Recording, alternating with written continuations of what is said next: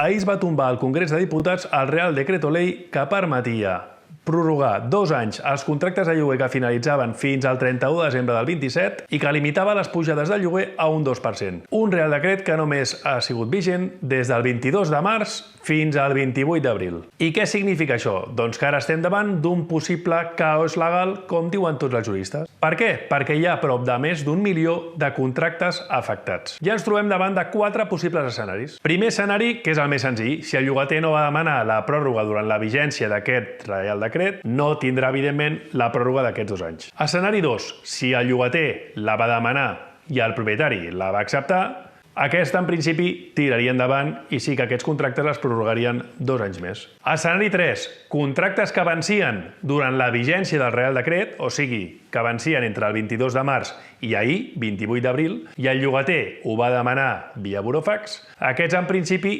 tiraran també endavant.